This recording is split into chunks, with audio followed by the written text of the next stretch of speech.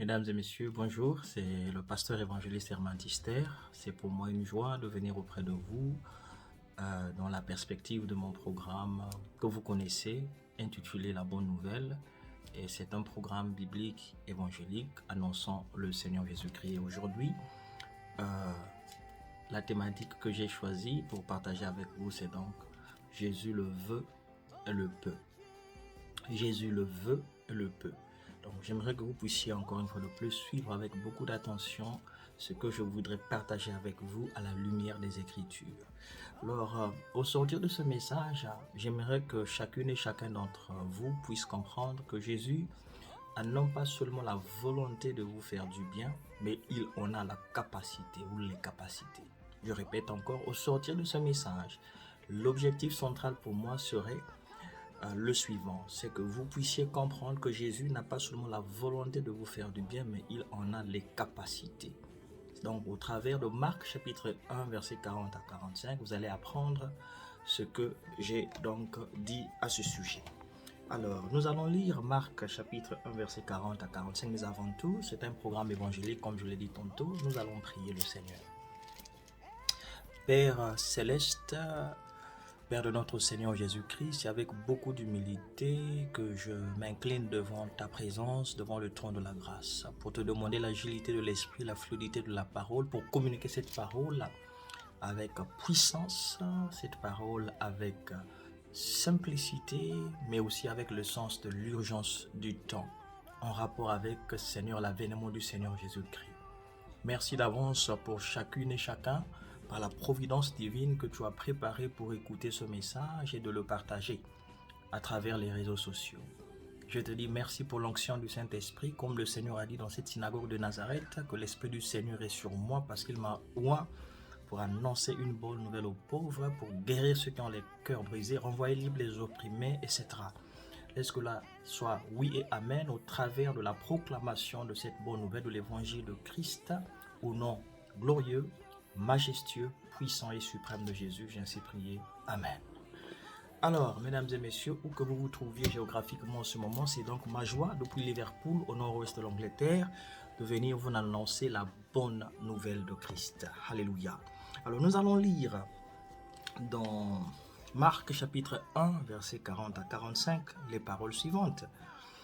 Un lépreux vint à lui, c'est-à-dire à Jésus, et se jetant à genoux, il lui dit d'un ton suppliant, « Si tu le veux, tu peux me rendre pur. » Jésus, ému de compassion, étendit la main, le toucha et dit, « Je le veux, sois pur. » Aussitôt la lèpre le quitta et il fut purifié. Jésus le renvoya sur le champ avec des sévères recommandations et lui dit, « Garde-toi de rien dire à personne, mais va te montrer au sacrificateur et offre pour ta purification ce que Moïse a prescrit afin que cela leur serve de témoignage. » Verset 45. Mais cet homme s'en étant allé, se mit à publier ouvertement la chose et à la divulguer de sorte que Jésus ne pouvait plus entrer publiquement dans une ville. Il se tenait dehors dans les lieux déserts et l'on venait à lui de toutes parts. Gloire au Seigneur. Voilà donc le texte dans lequel notre titre a été puisé. Jésus le veut et Jésus le peut. Voilà, donc ici il est question d'un lépreux, certainement dans la ville de Capernaum, qui est venu voir le Seigneur Jésus après une longue journée de travail. Cet homme avait un problème, il était lépreux. La lèpre, c'est quoi d'ailleurs? La lèpre, selon les revues sanitaires, je veux donc vous lire ce que c'est que la lèpre un peu pour que vous puissiez comprendre. Alors, la lèpre. Gloire au Seigneur. Alors, la lèpre, c'est quoi? La lèpre, aussi appelée maladie de Hansen, est une maladie infectieuse chronique affectant la peau, les muqueuses et les nerfs. Cette affection est provoquée par une bactérie appelée Mycobacterium leprae. Elle est transmise via les sécrétions nasales ou des plaies cutanées lors de nombreux et étroits contacts avec des personnes contaminées et non traitées. Le développement de la maladie est favorisé par des conditions d'hygiène médiocres et la chaleur des pays tropicaux. Voyez-vous, donc la lèpre, c'est quoi? C'est une maladie en fait cutanée. Ça attaque la peau. ça te défigure, ça crée donc des invalidités par la suite. Et qu'est-ce qui se passait à l'époque? À l'époque de Jésus, par exemple, on mettait les gens en quarantaine.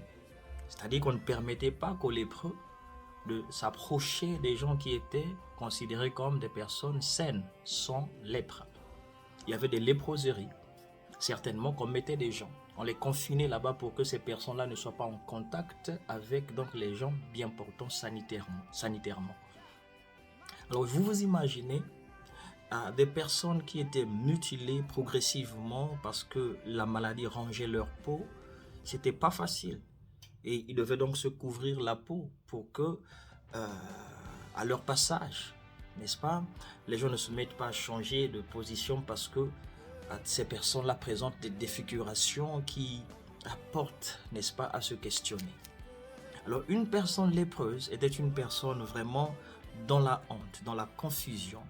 Et surtout encore, la société exigeait l'exclusion sociale de la personne sous la forme de la quarantaine. Vous pouvez vous imaginer la douleur de ces personnes-là qui ne pouvaient plus, n'est-ce pas, pratiquer ce pourquoi Dieu les a créés, la sociabilité dans la société. Alors, cet homme voulait vraiment guérir. Alors, un lépreux vint à Jésus et se jetant à genoux. Quand quelqu'un se jette à genoux, cette personne est désespérée. Cette personne veut qu'il y ait la solution. Et cette personne avait entendu parler de Jésus.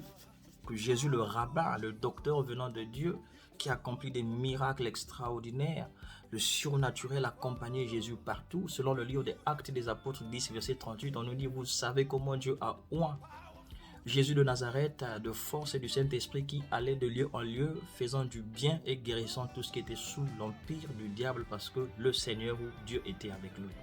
Donc les gens dans la société dans laquelle évangélisait le Seigneur Jésus savaient très bien que Jésus est particulier, que Jésus est quelqu'un qui apporte des solutions quand les médecins de la place n'arrivent plus. Alors cet homme, ce lépreux, cet homme malade également, savait: dès que je vais rencontrer le Seigneur Jésus, en tout cas, je vais lui présenter mon problème. Et lorsqu'il l'a vu, il s'est jeté à genoux. Et qu'est-ce qu'il lui a dit? Il lui dit d'un ton suppliant, si tu le veux, tu peux me rendre pur. Si tu as la volonté, tu es capable de me rendre pur. Si tu as la volonté, il dit si tu le veux. Mais il y a une chose que cet homme peut-être ignorait, qu'avec le Seigneur, dans le cas de sa maladie, il n'y avait pas de condition. Dieu ne veut pas que toi et moi nous puissions être malades. Dans le psaume 107, verset 20, il est écrit, je cite, qu'il t'envoya ta parole et ta parole est guérie. Fin de citation. Dieu ne veut pas que vous et moi nous puissions être malades. D'ailleurs, il fit écrire par le Saint-Esprit, l'apôtre Jean, n'est-ce pas, a écrit que je souhaite que tu prospères à tous égards en ayant une parfaite santé comme va prospérer l'état de ton âme. 3 Jean, verset 2. Donc cela veut dire que Dieu ne veut pas en aucun cas, pardonnez-moi, Dieu souhaite que vous et moi soyons malades, tourmentés par la maladie, tourmentés par la lèpre de quelque nature que ce soit. Non. Dieu veut que nous puissions être des personnes bien portantes, des personnes qui reflètent son royaume, sa vie. Il a dit lui-même dans Jean 10, 10 dans sa partie B que je suis venu afin que mes brebis aient la vie et soient dans l'abondance.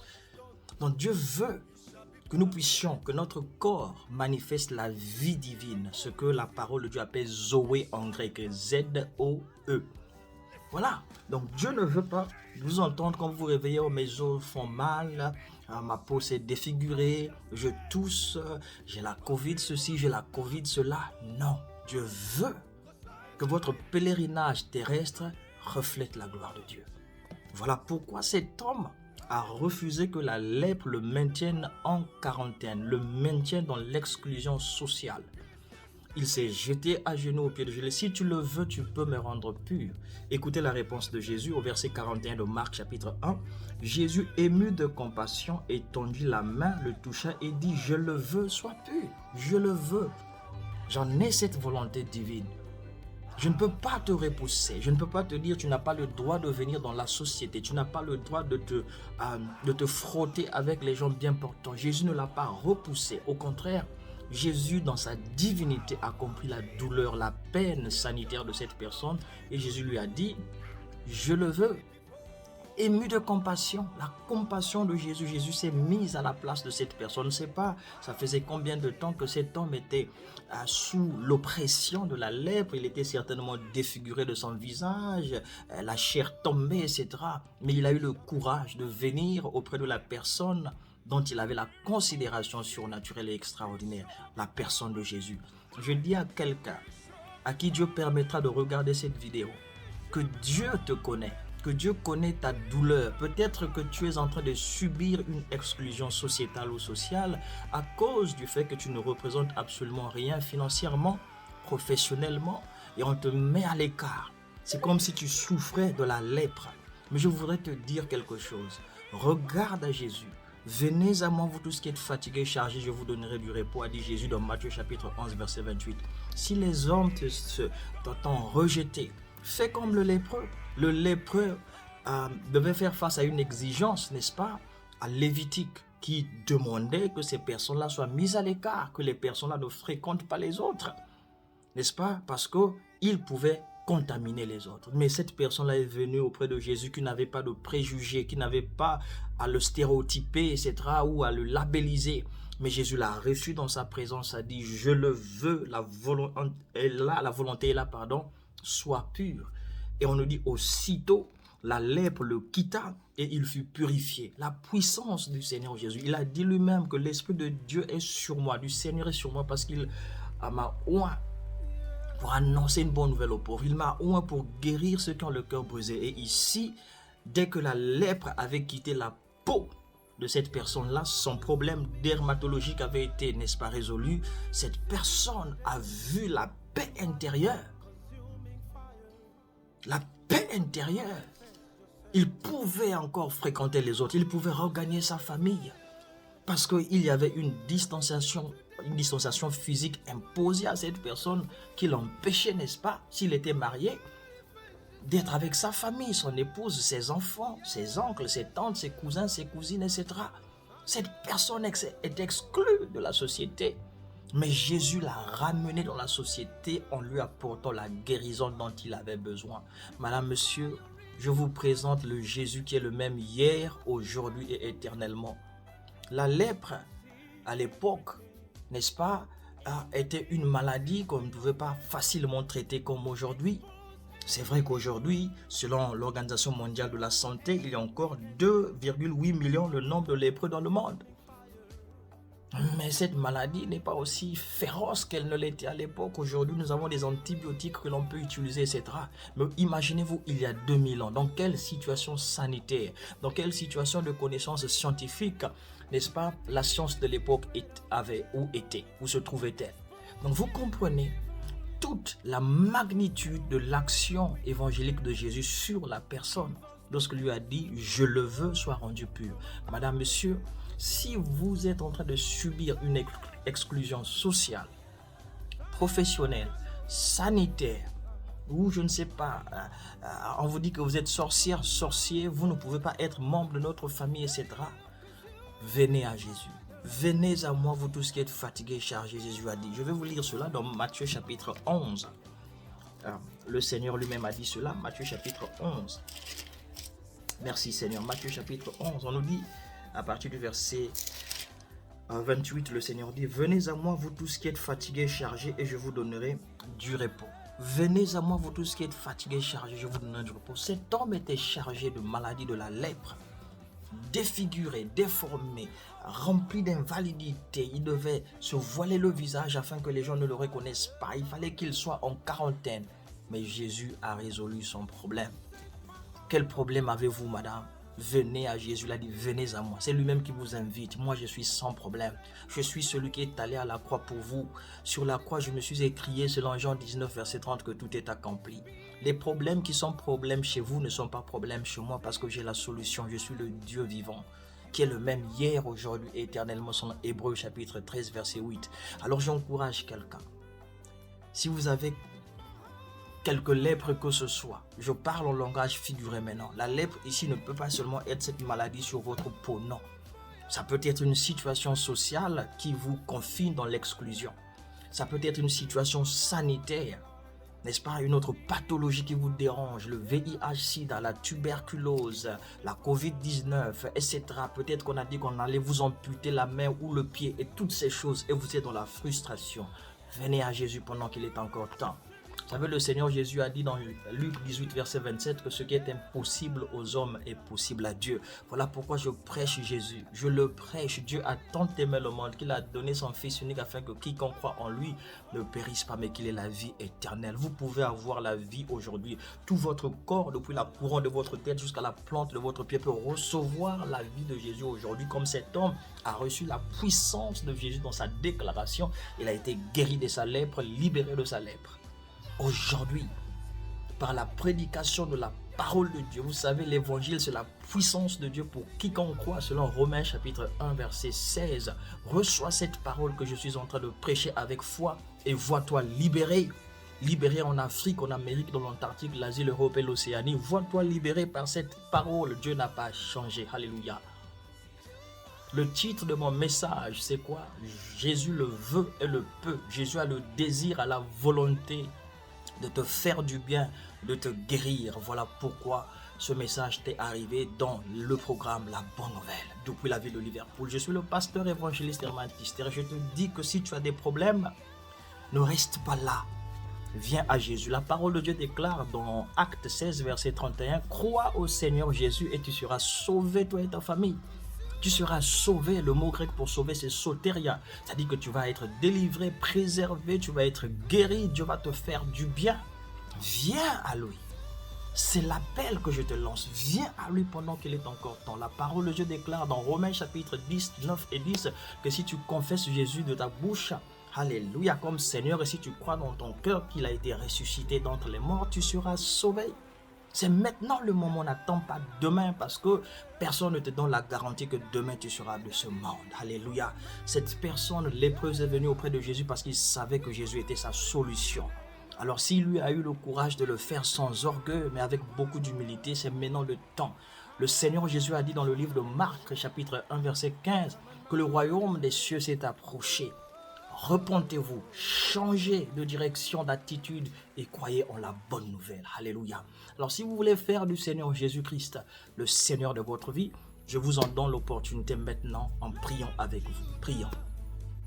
Père Céleste, je viens d'écouter ta parole, elle m'a affranchi et je m'approche de toi pour te demander de pardonner mes fautes et mes manquements. Je me reconnais pécheur. Je renonce et je dénonce les œuvres de Satan dans ma vie. Je choisis de suivre Jésus à partir d'aujourd'hui et de vivre dans la communion de son Église. Merci de me recevoir dans la famille et de me laver par le sang de Jésus. Au nom de Jésus, alléluia, je confesse de ma bouche qu'il est Seigneur et Sauveur personnel de ma vie. Je crois de mon cœur qu'il a été ressuscité d'entre les morts. Je suis sauvé. Au nom de Jésus, amen, amen, amen. Alors, si vous venez de faire cette prière avec la vérité, la sincérité de votre cœur, vous pouvez croire que le Seigneur Jésus vous a accepté dans sa famille, vous êtes né de nouveau, la vie de Dieu est en vous.